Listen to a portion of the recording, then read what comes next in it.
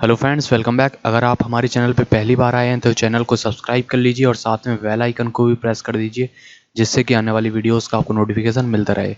तो दोस्तों, आज की इस वीडियो में हम लोग पढ़ेंगे सौर मंडल। सोलर सिस्टम से जितने भी इंपॉर्टेंट क्वेश्चन बनते हैं या आपके एग्ज़ाम में आ सकते हैं, तो वो यहाँ पे सब हम लोग डिस्कस करेंगे। बहुत कम समय में आपको बहुत अधिक जानकारी मिल जाएगी, तो आप ये वीडियो देखते रहिए। तो सबसे पहले बात करते हैं, हमारे सोलर सिस्टम में 8 ग्रह हैं। इस समय हमारे सोलर सिस्टम में 8 ग्रह हैं। कौन कौन से हैं?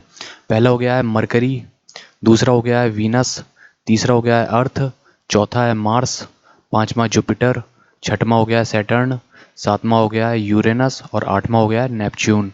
अगर इनकी हम लोग हिंदी की बात करते हैं तो मरकरी यानी बुध हो गया है, वीनस यानी शुक्र हो गया है, और अर्थ यानी हमारी पृथ्वी हो गई है, मार्स मीन्स मंगल हो गया है, जुपिटर बृहस्पति हो गया है, सैटर्न यानी शनि हो गया है, यूरेनस अरुण और नेपच्यून वरुण। तो ये हमारे सौरमंडल के 8 ग्रह हैं। अब इनके हम लोग उपग्रह की बात करते हैं। तो जो बृहस्पति है, इसके 67 उपग्रह हैं। कितने उपग्रह हैं? 67 उपग्रह हैं। शनि है, इसके 62 उपग्रह हैं। यूरेनस अरुण है, इसके 28 उपग्रह हैं। नेपच्यून है, इसके 14 उपग्रह हैं। मार्स मंगल के 2 उपग्रह हैं और पृथ्वी अर्थ का 1 उपग्रह है, जो कि है चंद्रमा। यहाँ पे बुध और शुक्र का कोई भी उपग्रह नहीं है, इनके कोई भी उपग्रह नहीं है। देखिए, ये जो 4 हमारे ग्रह हैं, बुध, शुक्र, पृथ्वी और मंगल, इनको हम लोग बोलते हैं इनर प्लानेट।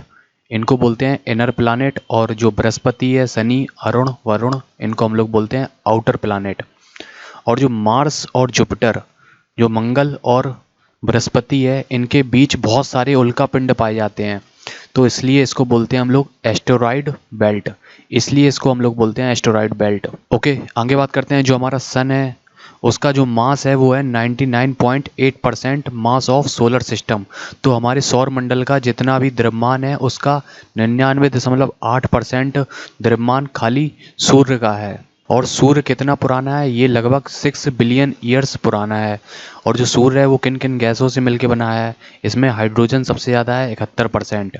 उसके बाद आती है हीलियम 26.5%, और बची कुची अन्य गैसें भी इसमें हैं। आगे बात करते हैं, ये है गोल्डीलॉक्स जोन। इसको हम लोग हैबिटेबल जोन भी बोलते हैं, हैबिटेबल जोन। इसका मतलब क्या है? ये पृथ्वी के चारों तरफ का वह क्षेत्र है, पृथ्वी के आसपास का वह क्षेत्र है जहाँ पे जीवन की संभावना पाई जाती है। अगर मान लीजिए ये जो पृथ्वी है, ये यहाँ पे होती, अरुण और वरुण यहाँ पे होती, मान लीजिए वरुण की जगह पे पृथ्वी होती, तो जो पृथ्वी पे सारा पानी है वो बर्फ बन जाता। और अगर हमारी पृथ्वी बुध के पास होती तो सारा पानी वाष्पीकृत हो जाता, एवेपोरेशन हो जाता। तो जो हमारी अर्थ है वो सूर्य के गोल्डीलॉक्स जोन के अंतर्गत आती है। यानी अगर इस क्षेत्र में और कोई भी प्लानेट होगा तो वहाँ पे भी जो पानी है वो ना ही जमेगा और ना ही वो वाष्पीकृत होगा। तो जल ही जीवन का आधार है, तो यहाँ पे उस पर जीवन की संभावना पाई जा सकती है। उसको बोलते हैं हैबिटेबल जोन या गोल्डीलॉक्स जोन।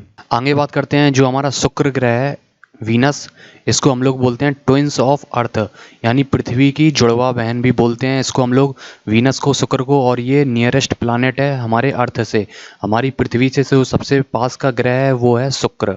ओके, इसको हम लोग मॉर्निंग एंड इवनिंग स्टार भी बोलते हैं। इसको हम लोग सांझ का या भोर का तारा भी बोलते हैं। ये ब्राइटेस्ट और हॉटेस्ट प्लानेट है। जो शुक्र है वो ब्राइटेस्ट और हॉटेस्ट प्लानेट है। ऐसा क्यों है? क्योंकि इस पे 97.5% ग्रीन हाउस गैसेस पाई जाती हैं।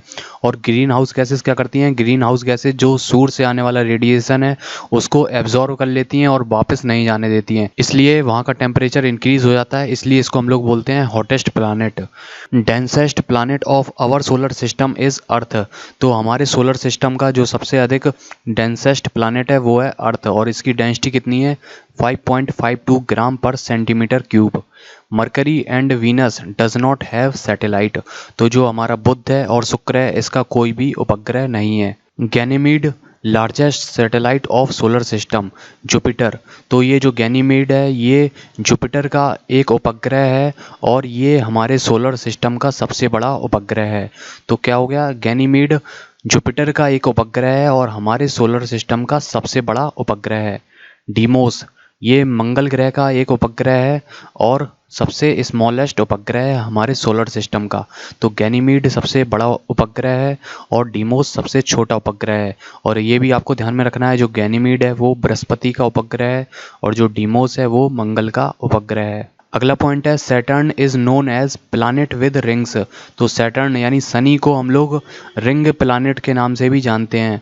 Though all outer planets have rings but rings of Saturn visible from Earth. जो भी आउटर प्लानिट हो गए हैं, 4 आउटर प्लानिट हैं, एक है बृहस्पति, शनि, अरुण और वरुण। तो ये 4 आउटर प्लानिट हैं, इनमें सभी के पास रिंग्स होती हैं, लेकिन जो शनि है उसकी रिंग अर्थ से दिखाई देती हैं, इसलिए इसको हम लोग बोलते हैं प्लानिट विद रिंग्स।